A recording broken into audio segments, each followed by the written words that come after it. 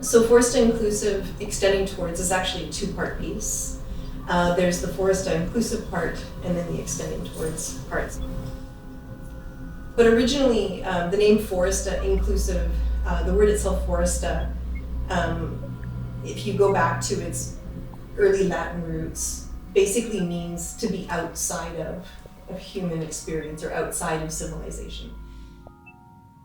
A large part of this project it started off with a sort of a contemplation of how humans relate to nature and, just this Cartesianism that sort of says nature is separate from the human. And so the idea was that I wanted to become more inclusive of the forest, so it became Foresta Inclusive. And so the way I decided to approach it was to create a sensing infrastructure where I could sense the forest and then do different things with the data that I get from the sensing pods. So I created what I have in this gallery here. There's 3 sensing, I call them eco-sensors, and together they're able to sense things from particulate matter from 0.1 micrometer to all the way up to 10. And so 10 micrometers would be things like pollen, 2.5 would be how we would measure pollution, for example. There's soil temperature and humidity, there's air temperature and humidity, CO2 and volatile organic compounds, and of course light and wind. I'm actually really proud of this sensing infrastructure. They're all run with ESPs, and you can put them in the forest and they create their own mesh network, and they all connect to a hub, and then they're able to send live data to an Internet of Things prototyping platform that I've been using actually in my work since about 2014, as you know, with Anywhere. So that's the Foresta Inclusive part. And so because I'm able to put them in the forest, I can put them in the forest for up to 2 months. They're on batteries, and I can sense, and it sends the data to Shiftr, and then from Shiftr, I have recorded it on a Raspberry Pi, and so I can do whatever I want with that data. And so I was interested in ways that I can use the data, ways that other people could use the data, all with this idea of how can we rethink that relationship between nature and how do we address the Cartesian dualism or the issues brought around with Cartesian humanism. And so one of the projects that I came up with is extending towards, but I've also made this data free and available to anybody, so anybody can use the data to create whatever artworks that they want, and hopefully the workshop that we do, people will be able to use that data in their own creations. And I also have a lab called the Slow Lab at York University where I made the data available to students and I asked them to build artworks. And I've shown those works as well as alongside these ones. So this one is called Extending Towards. And specifically with this piece, I was interested in how do we recognize sentience? How do we see intelligence in something where you don't share the same temporal relationship or the same language or the same way of communicating or the same mental models? And I think a lot of that means is that you have to actually make changes to how you, the human, addresses nature. That it's not just nature has to do all the work, that we actually have to change our own mental models. So extending towards is sort of this sort of concept of reaching towards nature and trying to meet it in the middle. So this piece, Extending Towards, is comprised of a number of parts. There's the main visualization, there's the tree visualization, there's the interface that goes with the main visualization, and then there's the sound portion that Hryso and I developed. So I'll briefly talk about these 2 parts, and then we can also talk about the sound. So another part of the work that I'm doing in this area is that I've also been working with dendrochronologists. There's one in particular in the UK, Dr. Simon Copeland, who helped me understand sort of how dendrochronology is a part of climate science. So you can dendrochronology is the study of tree rings. And so what you do is you actually take a core sample from a tree, and if you have a tree old enough, you can, and from those tree rings, you can get climate data. So you can find out if there was a flood, or if there was like a drought, or if there was a really rainy year. And so they're able to, using isotopes, they're able to analyze each of the tree rings in order to understand climate history. So trees in a lot of ways are sort of these beings that are sort of, they remember time, they remember the world. They're such slow moving. Time scale. Yeah, they live in a different time scale than we do, and we're so fast. We're like these little bugs flying around, and we come and go, but they're just sitting here remembering the world. And so I was interested in that as a metaphor, or I was trying to figure out how I could use this understanding. And so I developed the visualization, which is basically built after the tree ring metaphor, where the outer ring is contemporary values, and each inner ring represents 1 hour before. So essentially I have 24 hours of a tree's life. And so I've got all the data that I've collected. And as time passes, everything that's contemporary after 1 hour shifts backwards to create the next ring, which shifts backwards to create the next ring, and so on and so forth. So effectively, we have 24 hours of trees experience. And I visualize things like light. And so you'll see the color relationships are all based on light. The size, the amount of particulates in the visualization are based on how much particulate matter there is in the air. The size of the particulates has to do with how much CO2 is in the air.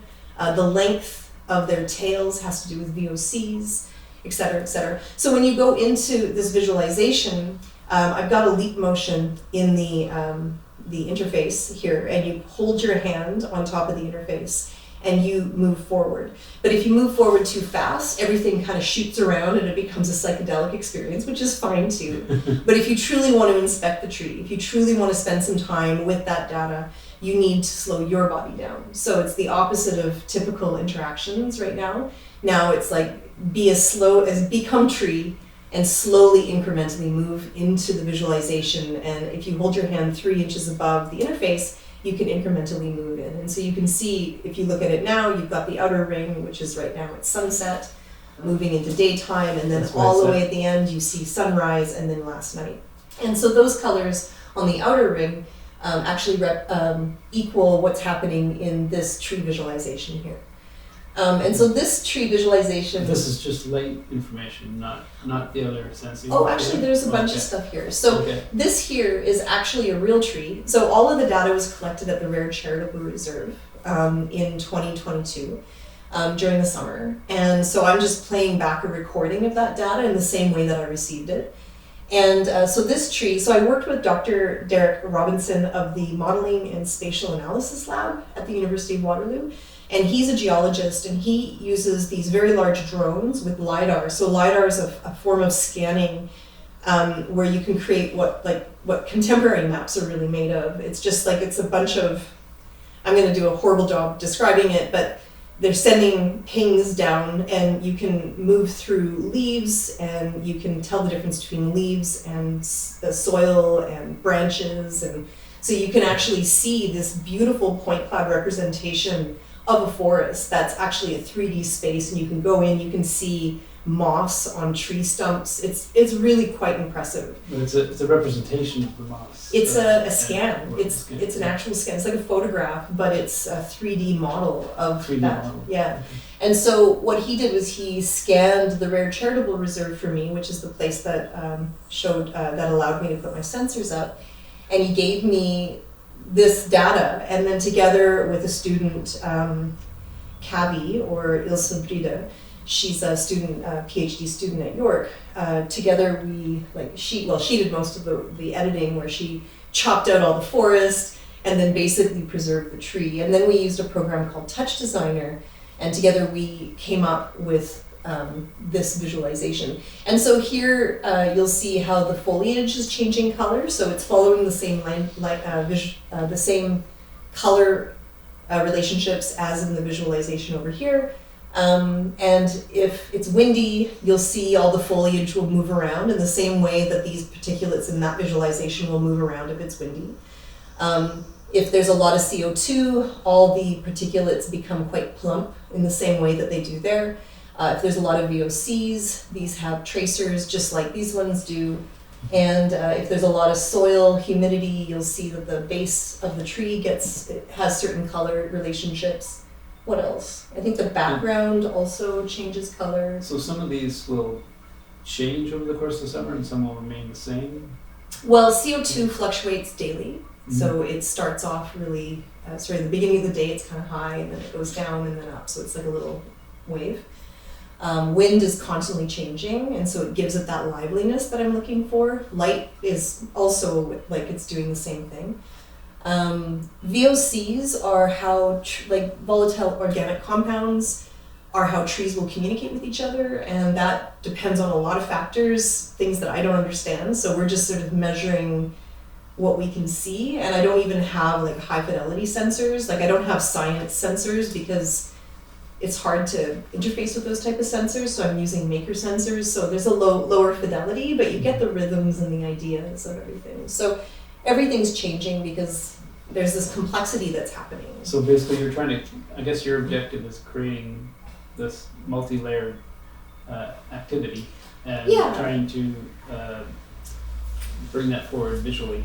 I'm trying to represent this. There's a number of things I'm trying to do. Like, first of all, data is problematic in and of itself. You extract this one thing from this really complex ecosystem. So I'm kind of taking all of this data and I'm trying to create another type of ecosystem, but something that's sort of translated into a human scale.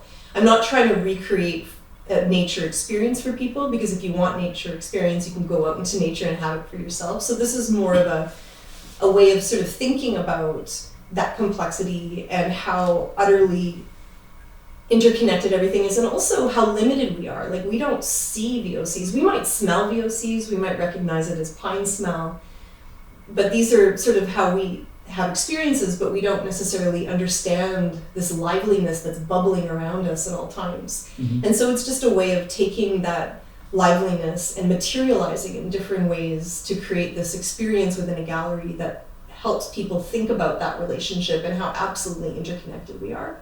Mm-hmm. So I've created this ecosystem, is the only way to call it. I want to also mention one other thing, is that this interface is also a scent sculpture. It's also reacting to the forest data. It's receiving it nonstop. And one of the things is, in the base of it is a bunch of water with geosmin. And so geosmin is a soil-based bacteria that was only discovered in the 1960s. And humans are incredibly sensitive to geosmin because it's related to water. And we need water so desperately to survive. So we've got a heightened awareness of geosmin. And it's they live in soil, and whenever it rains, it sort of aerosols.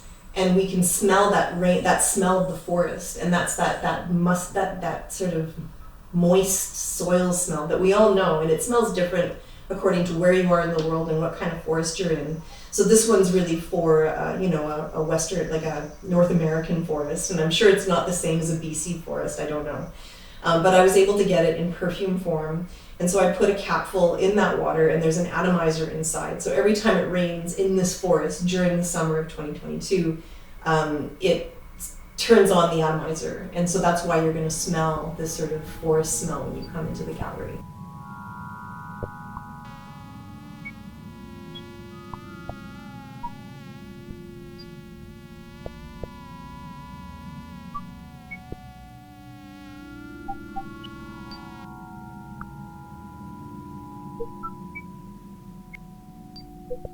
So Hrysovlanti, she is a PhD student also at York University, and she's a sound artist, and well, among many things, but sound is one of her areas of expertise. And so we decided on using Max 8, something that we're both, I mean, she does sound, and I've been using Max for years, but with robotics, and so we decided to pull our expertise together, and we handled the sound in a similar way to how I handled all the visualizations. If you want a nature experience, if you want to hear birds, you should go hear birds. You know, it's more of this is an artistic sort of memory, or we both have memories of how we engage with nature. And I knew what I wanted, and Hryso had some strong ideas of what she was interested in. And there's also, I wanted the sound of growth. There was actually an exhibition in 2009 called Slow Life. I can't remember the name of the artist. It's some artist out in California, where they actually sonified, like they studied plant growth and then sonified it, and it had this bing, bing, bing, bing, Like it was not melodic, it wasn't music, but there was just something about it that was so natural. And so I kept on saying to Hryso, I want, like the sound of growth. One thing that I personally really enjoyed while developing this work is that we build into audio perspective things that we can sense with our body, but we cannot really hear, like how the data for the soil humidity or the light, we feel it through our body's temperature, and we see it through our eyes, but all of these are signals, or let's say frequencies, are also acoustic, and we also try to bring it into our acoustic perception, I would say, and I think also it was great because I kept on we wanted to find, Hryso always talked about textures. We want to create textures, and as we started building the piece, it became really clear to me what she meant, but I wasn't clear at first, but I realized that as we start layering and building, and the light started off as a piece she called the Winter Symphony, and then we just had to modify little things, and we had this crystalline, which was sort of embodying that idea of growth that I was interested in, and we just started layering them, and we didn't want to have something that was overwhelming. It had to have silence as well as sounds, so that we were really interested in those silent bits, how sounds could sort of interact with each other to create an ecosystem in and of itself. That was really important, I think, for us. What else? Oh, and then there were certain things that I have memories, these crickets. I just really wanted to have these cricket sounds, like chipmunks, and then I would do these awful sort of examples to her, and then she would somehow make them. You're very good at she'd create these sort of synthesized sounds, bird sounds. We wanted owls. We wanted to have little mosquitoes. Some of these things we found in libraries online, and then other things Hryso designed from scratch. We would have very long conversations about also when things are going to play, when they are going to be triggered, and also realize, okay, what's happening during the day, what's happening in the afternoon, at night, what's happening during different weather conditions. The soundscape changes radically, different animals, different birds, coming or disappear. I don't know how to describe it, but it was not as much as a mimicry, but mostly understanding the multiplicity of rhythms that come into place when things are connected with each other. And also understanding that there's these things that are happening that we just can't hear or see, or even we can look at it and we'll see soil, but we're not hearing soil. And so we ended up using the crystalline that Hryso had come up with to describe light, and we modified it, dealt with changed the envelope, and then just sort of started to sound like this.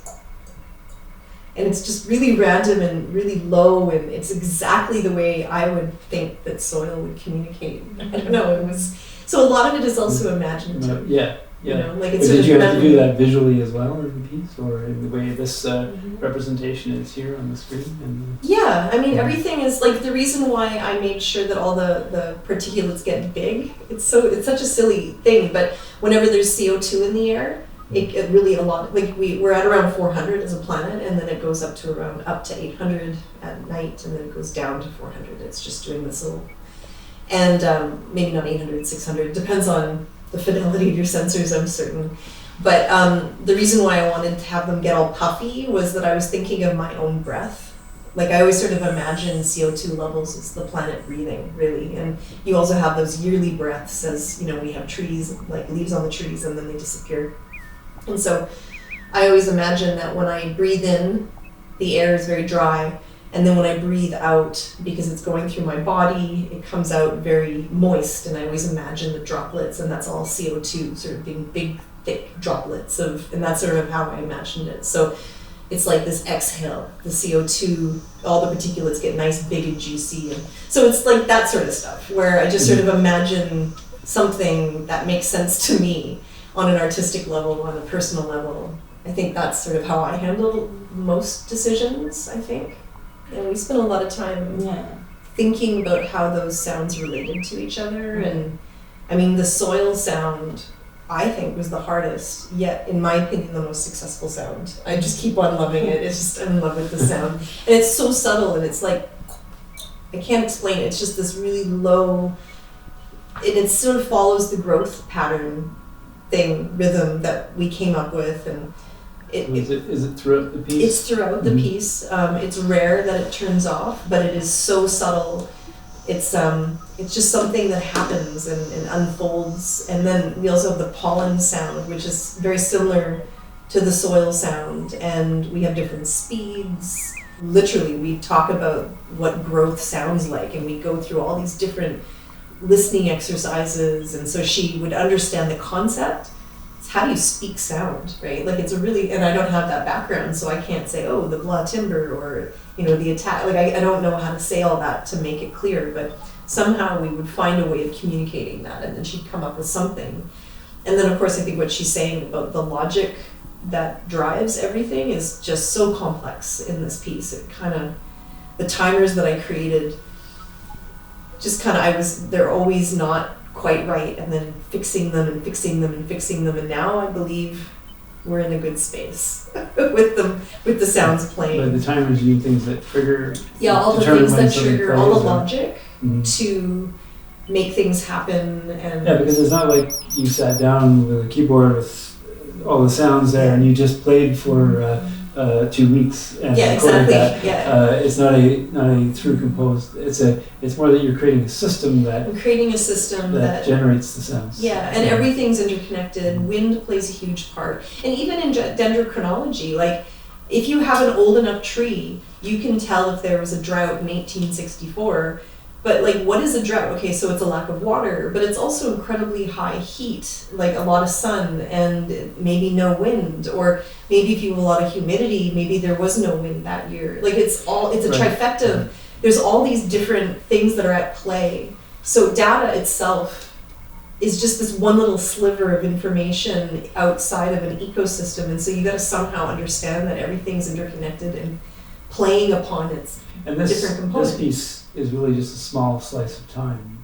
It's just a couple of weeks or whatever, or a month or whatever that these were out. So I mean, what about time scale in the future of future projects? Is there possibility of having these out in some permanent way? Well, I'm putting them out every summer. Like winter and things like that. Winter's going to be hard because I'm using batteries, and batteries just don't like cold.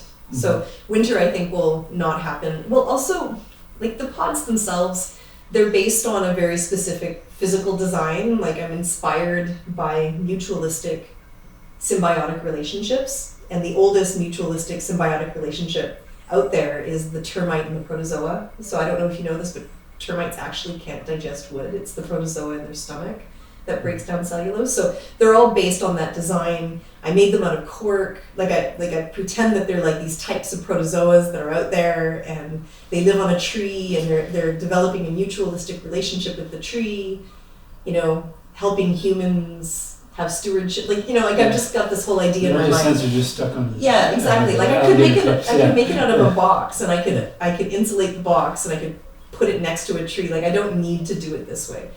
I even had ants take over one of my pods and build a little home, and they were pretty happy. They had like a sunroof. They had everything they needed to have a really great and thriving hive or anthill.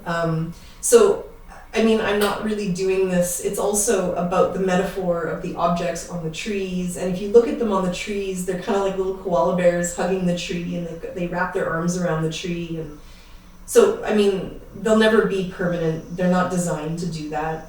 It's really about the action of me going into the forest. I consider them sculptures, but I'm not interested in inviting people into nature to look at them. Like I can take a photograph of it.